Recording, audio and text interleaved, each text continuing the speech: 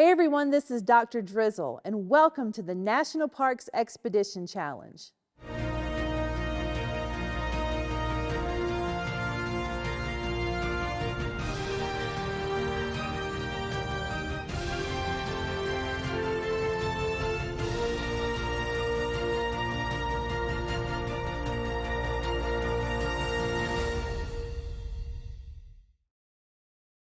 Today we're in the Jewel Cave National Monument, close to Custer in the Black Hills of South Dakota. And as you can notice, we are actually in a cave. Ranger Amiee, this is a beautiful place to work. Thank you so much for having us here today. It is, yeah. Thank you for being here. So Ranger Amiee, how did you get here to the Jewel Cave National Monument? Yeah, that's a little bit of a journey. But one of the subjects I loved most in school when I was growing up was history. And my dad always said, you should be a tour guide in a cave. I didn't really see how that was related, but I did give it a try summer of 2009. Where I'm from in the northeast corner of Missouri, there's a cave called the Mark Twain Cave. And so I worked as a tour guide there, really enjoyed it. But I was like, how do I do this as a career ultimately? And so summer 2010, I got a position as a park ranger with the Park Service in a place called Wilson's Creek National Battlefield, Southwest Missouri. And I was like, that's it. I should be a park ranger with the National Park Service. So after I graduated college, just worked as a seasonal park ranger, Carlsbad Caverns National Park in New Mexico, Black Canyon of the Gunnison National Park in Colorado. And I was able to get a year-round position at Muir Woods National Monument, a little coast redwood forest north of San Francisco. I was there for about 3.5 years. And then my first official permanent position at Lava Beds National Monument way up in northeastern California. So I had worked, half my sites were kind of sites with caves, and so I happened to see a job here a little over a year ago, and I'd always wanted to work at Jewel Cave. Just it's super long, and I hadn't been to the Black Hills in 20 years, but from what I vaguely remembered, thought it was also a very pretty area. So it's been really fun to be here this last year. Well, thanks, Dad, for encouraging that way back, because now you are in a cave working. Yeah. So we're at Jewel Cave National Monument.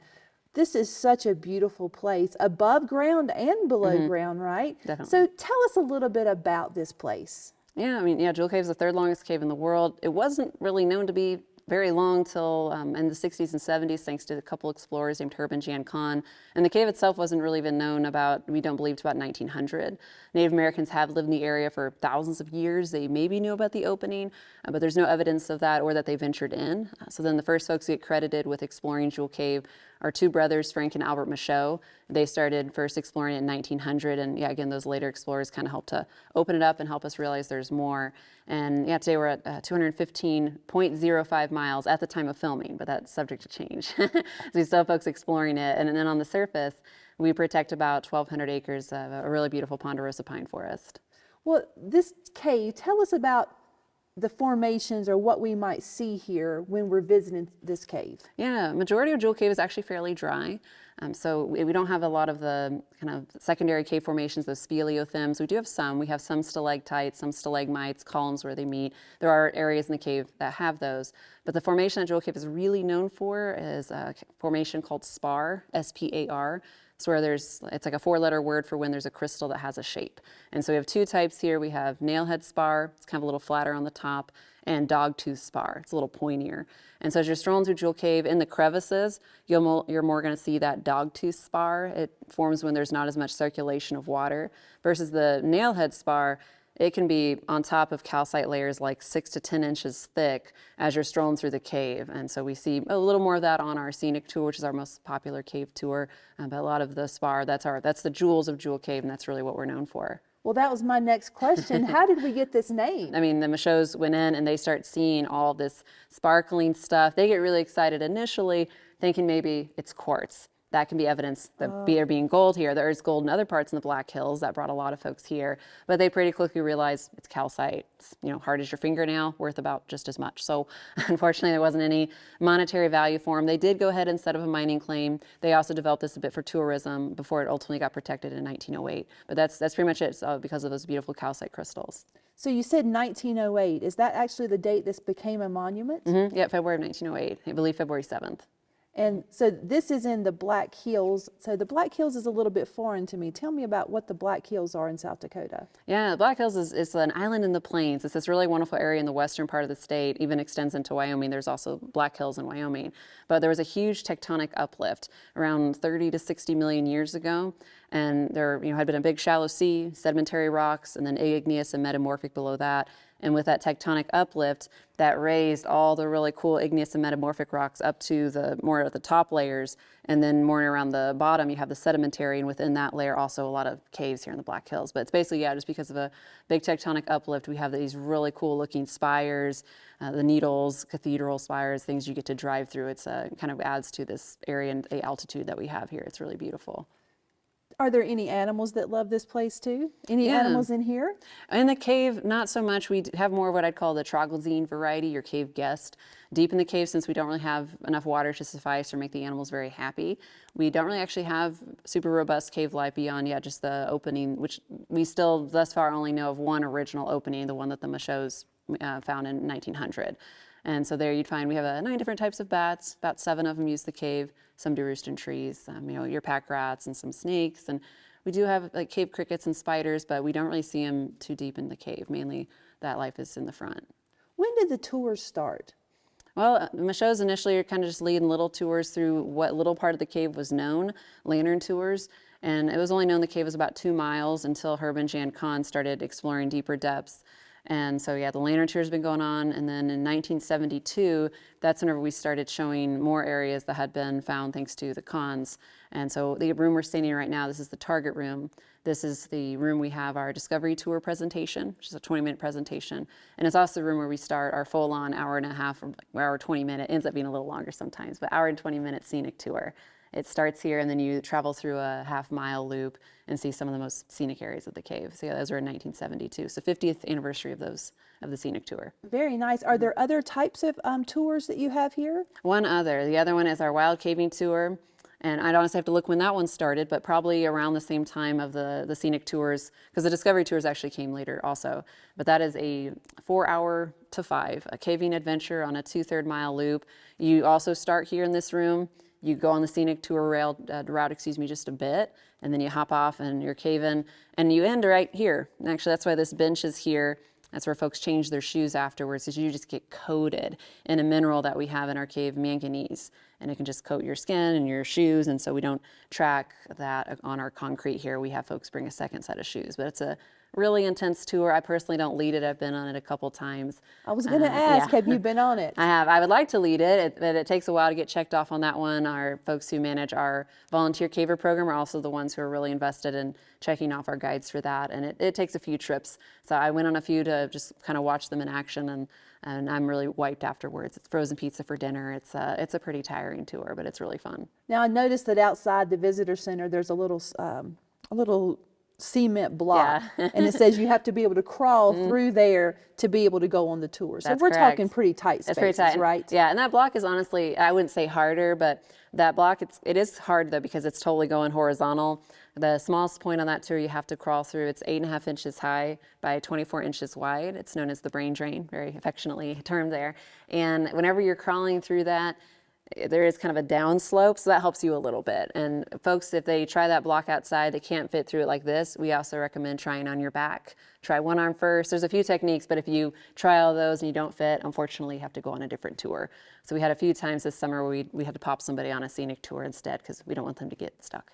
Have you ever had anyone get stuck? No, not permanently or anything. Well, Everyone who came into the cave came out, so that's good. That is great news. I also read in the brochure from Jewel Cave National Monument that you have something called a historical area. Yeah. Can you tell us a little bit about that historical area? Yeah, that's where, really, that's where everything used to be. That they thought, again, there's still, that until we know this day, just that one original opening. But when they only thought the cave was a couple miles, that's where folks would go to just see the little bit of the cave on their lantern tour. So that area was developed in the 30s. There's a cabin there that was built by the Civilian Conservation Corps, and that served as the initial ranger station and visitor center. And so the rangers living there, they also were there with their spouse, selling tickets, and from there the tour would start. And there's a little path that goes behind that cabin to the original opening of the cave. And we still have those lantern tours from like early June to early September. And we cease those because that's whenever the bats start to go back into that area to hibernate for the winter. And also, unfortunately, when our seasonal staff, their season will end, they'll start to migrate. So we had September 10th was our last of those tours this year. I love the historical connection to the CCC because many of our national park sites have a connection to the CCC, where they went and started getting them moving, right? yeah, So that was absolutely. a great organization at the time to make these caves and these scenic waterways and trails and mountain areas available to a lot of people. Oh, yeah, definitely. Built that cabin and also helped build a trail that we still have. The stairs on that lantern tour are modeled from the ones built by the Civilian Conservation Corps. Very narrow stairs, but they're great stairs. And it's whenever it's like we may as well keep them of that look. Whenever we've redone them, we've kept them kind of that same style that they did. Well, we know that kids love to be competitive, right? And maybe national park sites in a way too, because you guys are 200 and some miles long, but there's more places we can go, right? So who actually does that exploring? It's volunteers, actually. Yeah, I mean, and some are folks who do work for the park and they're volunteering on their days off to explore the cave. But others do other things. They're people of many different backgrounds, just happen to love caving. They are members of a local caving club, a grotto, the Paja Sapa Grotto. And I imagine they have to go through a bit of a checkoff process. I personally have not been checked off myself, but they're going to have to have a few trips under their belt before they go on a longer trip. Because those volunteers who do explore the cave, they can be in groups of anywhere from about 3 to 6 people. We have about a dozen pretty regular volunteers. They can go on a trip of just one day. That's about how long Herb and Jan Kahn used to go for. Days, though, even like 15, 16 hours. That's a long day. Today, we can go up to 4 days and 3 nights because we do have established camps throughout the cave that they can stay in. What materials would they take with them on these volunteer cave explorations? What do they need with them? There's a few things at the camps. There's tarps and sleeping bags and camp stoves. And then they take these little cubies that they can collect water as well. But they only strive to carry about 15 pounds. And within that, it's not very much for a multi-day trip. But they're going to have, their food, something to carry out any scraps or human waste that they make. And then the different materials and tools they're going to need to measure the cave. Someone's probably going to be the mapper. So they're going to have like a little notebook and a pencil. They're going to have survey tape. We, in this cave of over 210 miles, 215, we have over 40,000 survey markers throughout the cave. And so that's just, little pieces of orange flagging tape, compasses. There's the little machines that will measure from one point to another using lasers. So little things like that, but they're still the most effective tools in helping to find more cave. Well, I think that's going to lead us to our challenge for our kids. So kids, you know what to do. We use the UN Sustainability Goals as our lens to help us tackle problems that we face in the world. Now, this is not a problem per se, it's more of an adventure. So we want you to team up with Jewel Cave National Monument and come up with some new type of equipment, maybe some new apparel, maybe some new things that the volunteers can use to keep exploring, because they're a little ways off, but Mammoth Cave, they're on your side. I mean, I think they're coming after you. So what can you create? Could you create some new types of boots that would be more comfortable, that would also have lights on them? Could you create your clothing to have some reflective pieces so that cavers from behind could see that you're up there? Maybe you create some new types of food that they could use. Take NASA for some inspiration there. Maybe you can take some more fashionable ideas on the hats that they wear and the headlamps. Really, it's up to you what you can create to help Jewel Cave continue this exploration and make this longer than 215 miles, which I think is going to go longer than that because you've got some volunteers. We're going to tie that to UN goal number 9, which is industry, infrastructure, and you're going to focus on innovation. Maybe you're the next Columbia or REI or Patagonia. You could market your stuff to these places and they could use your ideas as new cave exploration equipment and apparel. Make sure that when you create your prototypes or designs that you tag us at Dacia92, and you also tag the National Park Service, #NatParkChallenge, and don't forget Jewel Cave National Monument, because Ranger Amiee wants to see your new things. And they could be different colors too. You could be very fashionable in all of this. I can't wait to see what they create. That could be a lot of fun. Maybe there's an exhibit upstairs with the caving clothing. Maybe in 20 or 30 years, their designs will be there and your new volunteers can model those. Yes. Sounds good? Sounds good. We love visiting national park sites. We know that as of this filming today, there's over 424 of these in our country. With that being said, we have kids who are really looking forward to maybe a career in the National Park Service. Can you look at that middle camera right there and just give them a little bit of advice? Okay. Yeah, I do get asked that question quite a bit, and I tell folks maybe start by volunteering. If you have a national or state park near you, I think that's a great idea. And it also kind of depends too, I guess, on what type of park ranger you want to be. In the National Park Service, we do very different things. I'm the type of park ranger, as you can maybe tell, that talks. I'm an interpretive park ranger. And so when folks ask me specifically about this job, maybe encourage them to do a position that has some sort of customer service implemented into it, and that helps a lot. Something where you're speaking with people, working at front desk. But volunteering, going to volunteer.gov, that's a great way to get started. And you can be a volunteer at any age. And then when you're a little older, maybe in college, look at doing internship programs. And then, yeah, apply on usajobs.gov. That's where all of the federal positions are at, and we will start applying for seasonal positions in like December, January, and February. So yeah, you can really get involved at a young age, and yeah, kind of continue all through if you want, and get started really early. So volunteer.gov is kind of a good place to start and move on from there.